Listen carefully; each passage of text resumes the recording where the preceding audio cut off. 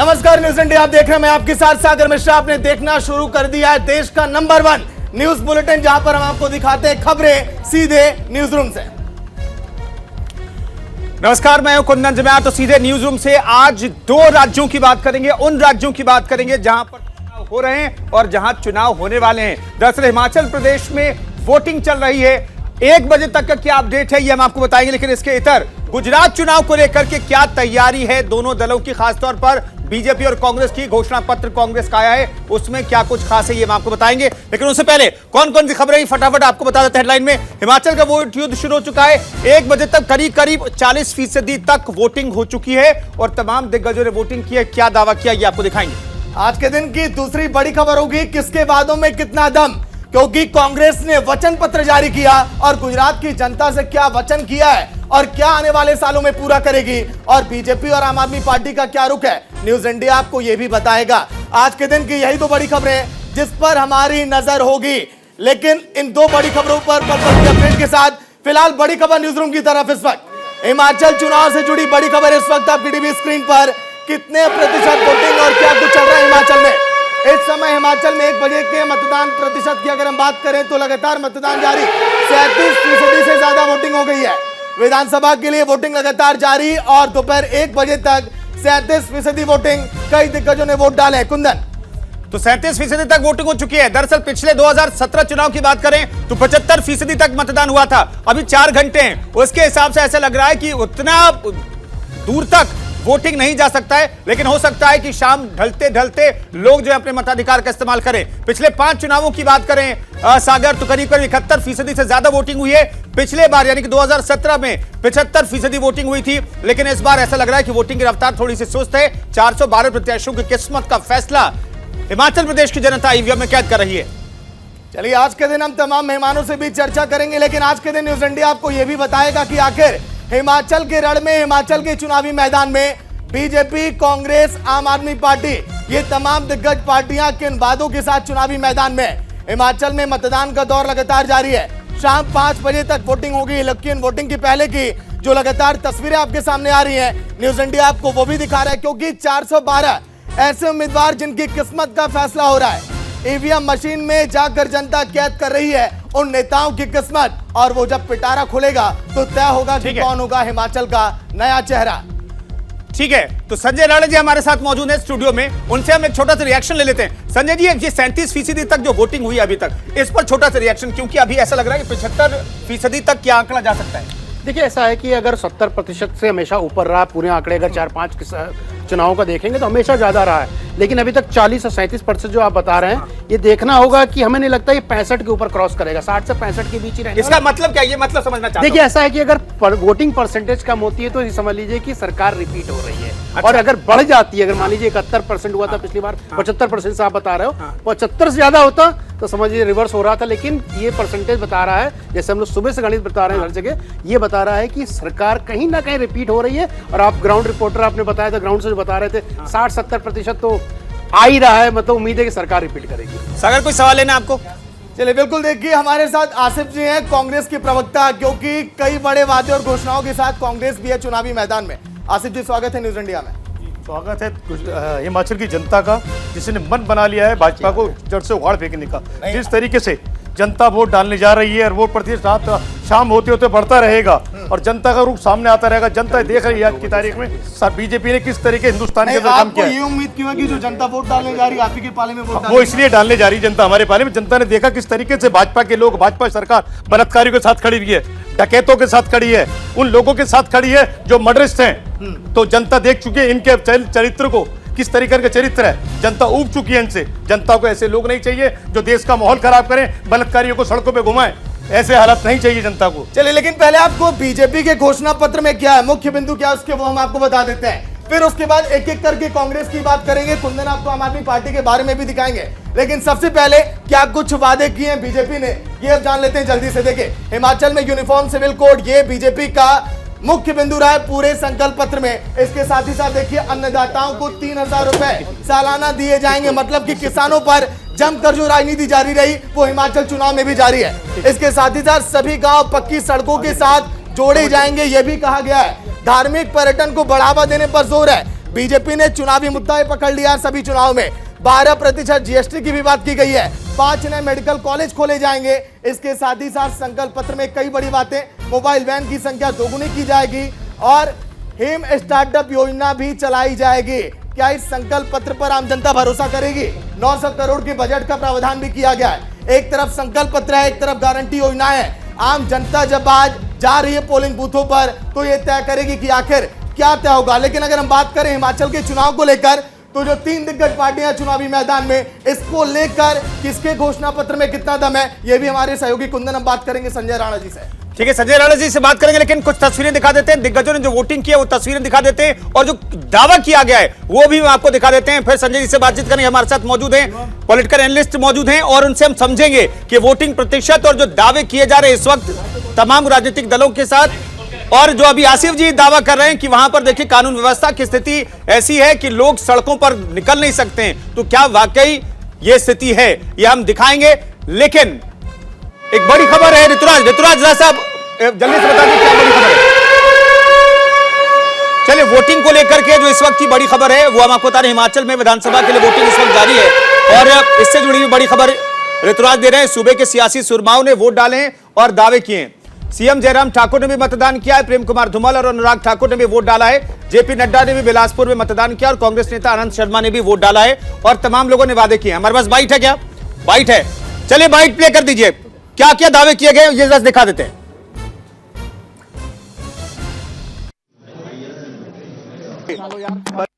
परिवार के साथ प्रयोग करने का मौका मिला और प्रजातंत्र के इस त्योहार में अपने आप को जोड़ने का मौका मिला। चुनाव का तो मैं सुबह से ही जिस तरीके का वातावरण देख रहा हूं और यहां भी आया तो जो मैंने वातावरण देखा, मुझे लगता है कि एक तरीके का उत्साह लोगों के मन में है और वो उत्साह सही दिशा से सही बात को लेकर के है और मुझे लगता है कि मैं इस उत्साह में अपने आप को भी शामिल करता हूं। उत्तराखंड, उत्तर प्रदेश, मणिपुर, गोवा सब में फिर हमारी सरकारें बनी तो अब की बार भी बनेगी। हिमाचल प्रदेश और गुजरात में भी होगा क्योंकि सुशासन, विकास और जन कल्याण के बहुत काम हुए हैं। देखिए, 10 साल केंद्र में कांग्रेस की सरकार रही, 10 साल राज्य में कांग्रेस की सरकारें रही। वापस करने वाले भी ओपीएस को यही थे, एनपीएस को लागू करने वाले भी कांग्रेस पार्टी ही थी। ये चाहते तो पहले भी कर लेते, इन्होंने ना कहीं किया है। इनको झूठे वादे करने की आदत है। मैं हूँ बिल्कुल, चुनाव लड़ा रहा हूँ, चुनाव लड़ नहीं रहा हूँ, लड़ा रहा हूँ। रिवायत हम तोड़ते आए हैं पहले, हमेशा। पहले गठबंधन में सरकारें बनाते थे, विश्व भारतीय जनता पार्टी सरकार बनाई, इस बार रिपीट करेंगे। यहाँ भर्ती भी हुई, अग्निवीर की भर्ती, पहली भर्ती यही हुई है और हजारों नौजवानों ने उसमें भाग लिया है, सैकड़ों उसमें सिलेक्ट भी हुए, स्वीकार किया लोगों ने स्कीम को। रिवाज नहीं बदलेगा, सरकार बदलेगी, परिवर्तन होगा निश्चित रूप में। लोगों ने मन बनाया हुआ है।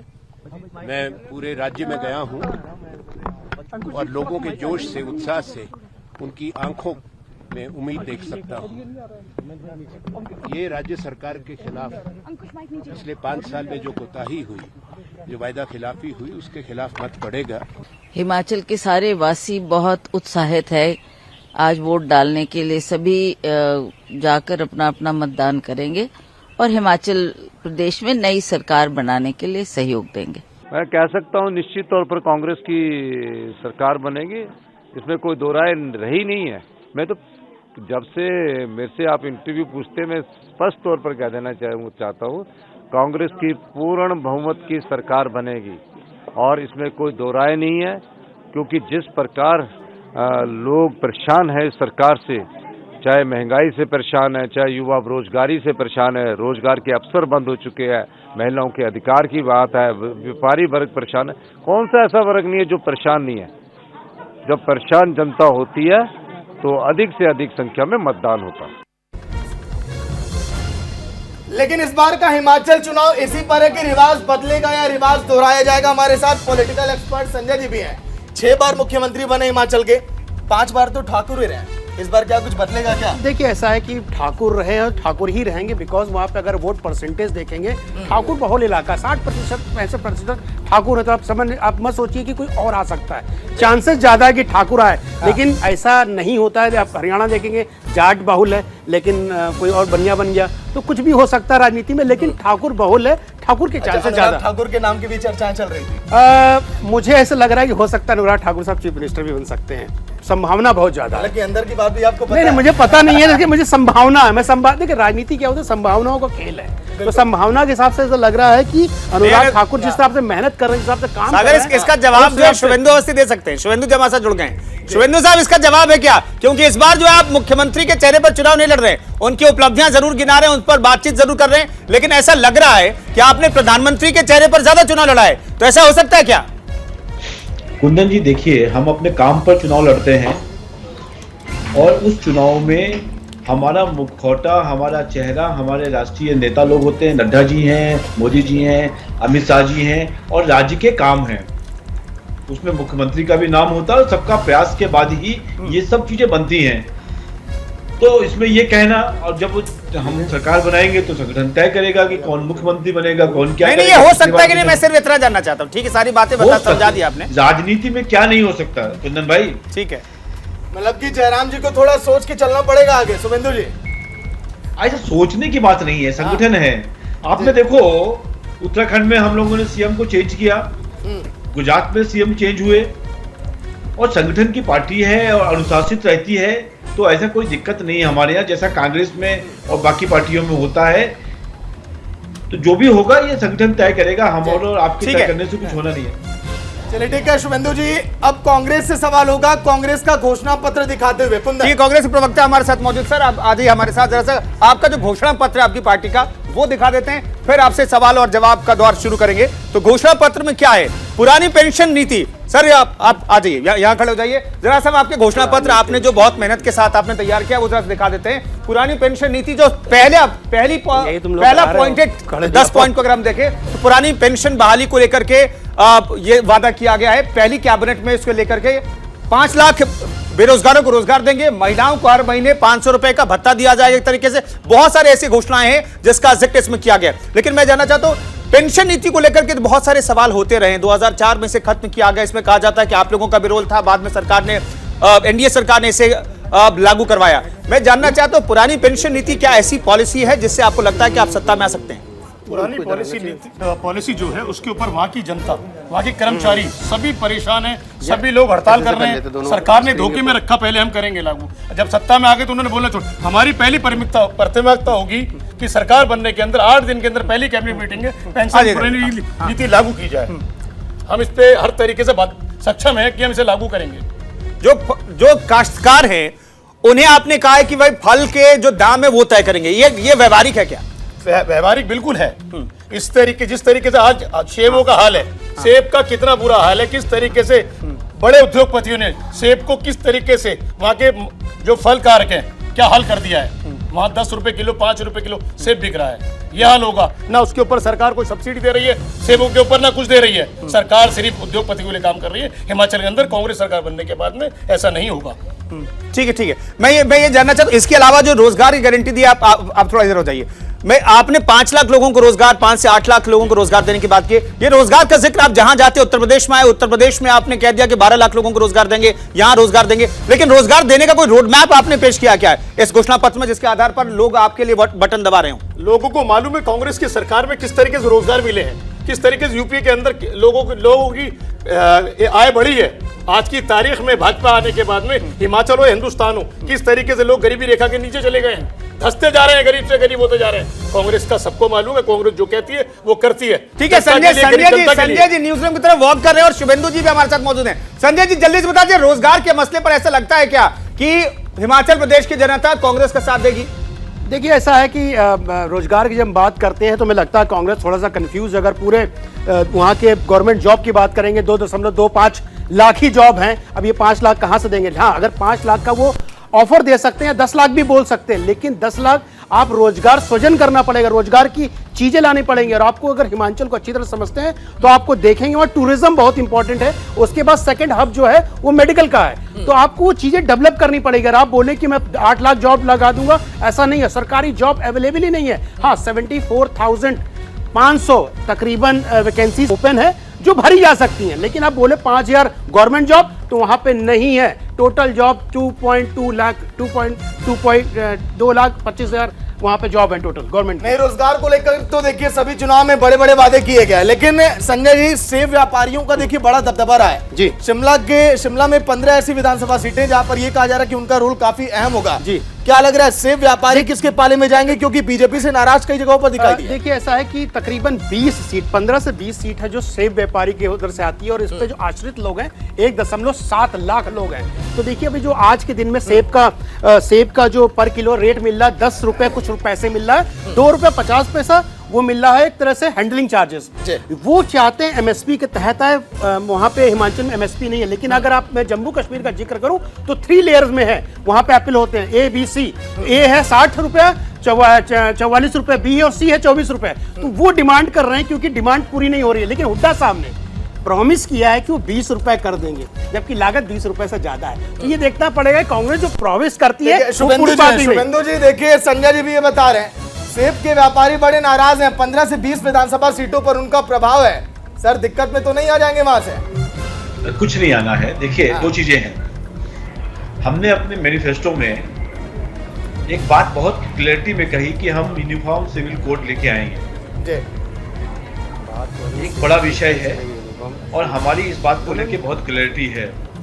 हम 5 नए मेडिकल कॉलेज लेके आ रहे हैं जिससे मेडिकल टूरिज्म का वहाँ पे काम बढ़े और बहुत सारी जनता जो वहाँ पर आ रही है, एक हमने उद्घाटन भी किया है। नहीं शुभेंदु जी, दरअसल यूनिफॉर्म सिविल कोड की जरूरत क्यों हिमाचल जैसे राज्य में पड़ रही है? अब जो यूसीसी की रिक्वायरमेंट है वो पूरे देश के लिए है, और जो हमारा 44 आर्टिकल है उसमें स्टेट को पावर है कि वो चाहे तो इस तरीके की आवश्यकता को पूरी कर सकते हैं। कुंदन भाई हमारे जो काबिल मित्र हैं भारतीय जनता पार्टी के, अब ये बोल रहे हैं हम सेब की बात कर रहे हैं, ये यूनिफाइड उसमें चले गए। तो भाई साहब ये बताइए कि इतने साल 5 साल सरकार रही, 8 साल आप सेंटर में हैं, अभी तक आप क्यों नहीं लागू कर पाए? देखिए जो मुद्दे हैं उससे भटकना नहीं चाहिए। हम तो आपके साथ खड़े हैं। सुमन जी सुन लीजिए मैं आपके साथ खड़ा हूँ, मैं आपके साथ खड़ा हूँ। आपकी सरकार बन सकती है, लेकिन आपको ये जानना जरूरी है कि भाई क्या चीज सत्य है क्या चीज गलत है। आपको ये पता है कि 21 सीटें जो एग्जिस्टिंग विधायक थे उनकी काटी गई है। अगर प्रधानमंत्री ना होते या प्रधानमंत्री का चेहरा ना होता तो आपके लिए बहुत बड़ी तकलीफ हो जाती। नंबर 2, आपके लिए कांग्रेस उस अग्रेसिव से नहीं लड़ रही जिससे लड़ना चाहिए था। अगर वो लड़ रही होती तो आपके लिए ये चुनाव निकालना बड़ा मुश्किल हो जाता। शुभेंदु जी आप भी अच्छी तरह समझ रहे हैं और मैं भी अच्छी तरह समझ रहा हूँ। मेरी बात समझिए, हर बार के लिए चुनाव के लिए अलग अलग मुद्दे रहते हैं। जहां आपने कहा एप्पल का एक विषय है, वो ऑलरेडी विषय है, ऑलरेडी उसके लिए कमेटी गठित करी गई है। नहीं सर, जीएसटी में क्या कर रहे हैं? अभी तक आपने नोटिफाई नहीं किया जीएसटी का जो 18% था। आपको याद होगा सरकार ने 4 अगस्त को उन्होंने बोला था कि 6% जो है, 12% वो देंगे, 6% सरकार ऑब्जर्व करेगी। तो उसका क्या हो रहा है? उस पर भी नहीं कर रहे हैं। शुभेंद्र जी देखिए ऐसा है कि कमजोर विपक्ष है, इसलिए आपके लिए वहां पे हो सकता है गेम आसान हो जाए। अगर वो कमजोर विपक्ष ना होता तो आपका रण बड़ा मुश्किल हो सकता था। मुश्किल तो सभी रण रहते हैं, मेरी बात समझिए। रणों को हमने कभी मुश्किल और हल्का समझ के कोई चुनाव नहीं लड़ा है। भारतीय जनता पार्टी एक कैडर बेस्ड ऑर्गेनाइजेशन है, अपने विषय अपने विचारों को लेकर आगे बढ़ती है। धारा 370 से लेकर राम मंदिर तक पे हमें दिमाग में बहुत क्लैरिटी है कि हमको क्या करना है, उसका क्या परिणाम होगा वो बाद में देखेंगे। परंतु हमने कौन कौन से मुद्दे रखे? शुभेंदु जी हमने अपने मैनिफेस्टो के जो मुख्य पॉइंट हैं। आप कहीं ना कहीं देश के मुद्दे उठाते हो, लेकिन हमें अपने लोकल मुद्दे को भी लेके चलना पड़ेगा। मैं वही कह रहा हूँ, लोकल मुद्दे में 5 मेडिकल कॉलेज खोले हैं, 5 मेडिकल कॉलेज खोले हैं। 33% महिलाओं को हम नहीं शुभेंदु जी वहां के मंदिरों के विकास का जिक्र अब आप कर रहे हैं। आपकी सरकार थी वहां पर 5 साल, और अगले 5 साल में आप कह रहे हैं कि वहां पर मंदिरों का विकास करेंगे, हिम तीर्थ सर्किट में जोड़ेंगे मंदिरों को और पर्यटन को बढ़ावा देंगे। तो मंदिरों का विकास तो 5 साल में किया जा सकता था ना, वहां के इंफ्रास्ट्रक्चर को लेकर के। कुंदन जी समझो, आप जिस तरीके से हमने बनारस में एक बड़ा कॉरिडोर बनाकर एक बड़ा टूरिज्म डेवलप किया है, मथुरा में हम करने जा रहे हैं, महाकाल में हमने किया है, उस पैमाने पे वहां पर जो कांगड़ा है, कांगड़ा में सातों देवी रहती हैं, वहां पे हम करने वाले हैं। हाँ। तो उसको अलग अलग तरीके से हिमाचल को डेवलपमेंट करना है। और 33% महिलाओं को हम रिजर्वेशन की बात कर रहे हैं, 6ठी से 12वीं क्लास तक के बच्चियों को साइकिल दे रहे हैं। वो हमने बहुत सारे चीजों को सोचकर समझकर अपना मैनिफेस्टो बनाया है। और हिमाचल में आप समझिए, केरला के बाद हाईएस्ट एजुकेशन लेवल है, लिटरेसी लेवल हाईएस्ट है इंडिया में जी। तो वहां पर एक ऐसी विचारधारा से के साथ हमने बड़ा अच्छा 5 साल बिताया है। और अच्छा, आगे 5 तो साल हम बीता कि विकास में ले नहीं? जाएंगे। कांग्रेस प्रवक्ता से जान लेते हैं, अच्छा 5 साल बीता है?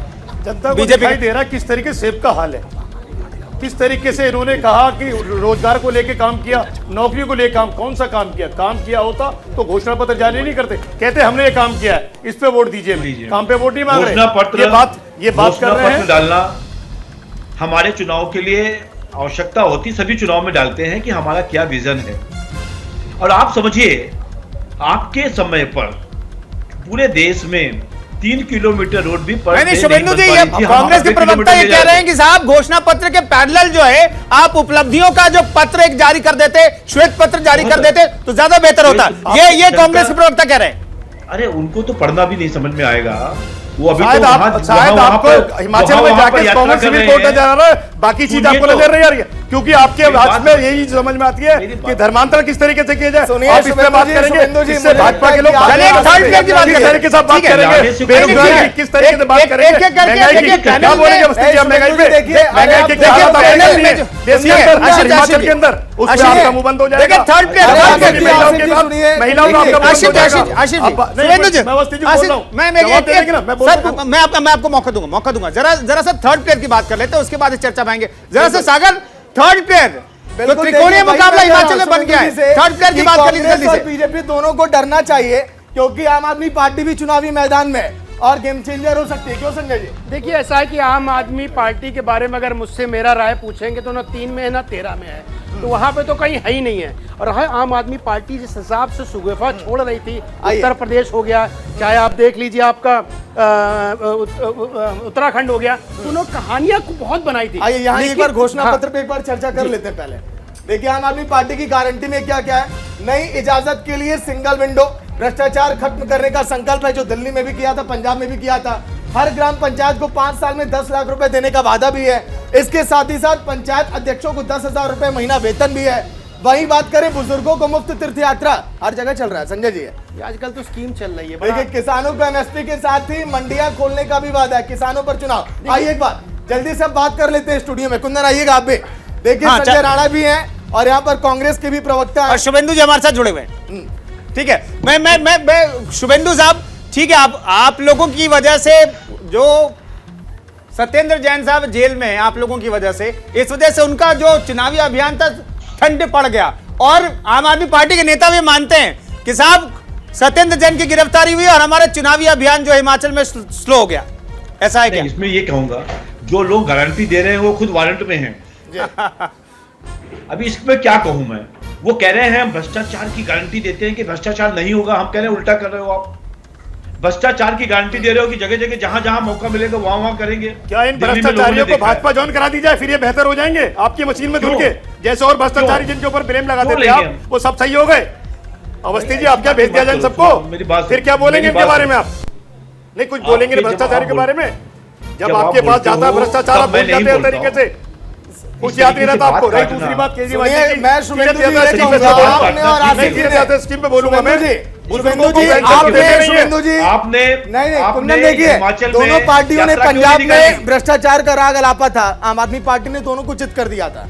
तो आप लोग हल्के में क्यों ले रहे हैं आम आदमी पार्टी? नहीं, मैं बताता हूँ कि देखिए, पंजाब का सिनारियो और हिमाचल का सिनारियो में बहुत फर्क है। और हिमाचल में अंतर है। पंजाब में क्या था कि दोनों पार्टियां जो शासन में थी 50 साल से थी, तो कहीं ना कहीं तीसरा विकल्प ढूंढ रहे थे। और आपको पता होना चाहिए कि भारतीय जनता पार्टी जो है उसमें कभी भी उसने बड़े भाई बन के कोशिश ही नहीं की, वो हमेशा छोटे भाई बन के रहते हैं, इसलिए वहां पे नहीं है। हिमाचल ऐसा नहीं, हिमाचल में अलग है। हिमाचल में समीकरण देखेंगे तो मैं बोला, अगर मैं भाई 8 तारीख को तो चुनाव का रिजल्ट आ जाएगा, 8 तारीख में बैठेंगे, शून्य मिलेगा, शून्य एकदम बेबाकी से बोलना। कुंदन जी एक बात और कहना चाहूंगा मैं, जल्दी से जल्दी, 10 सेकंड में शुभेंदु जी।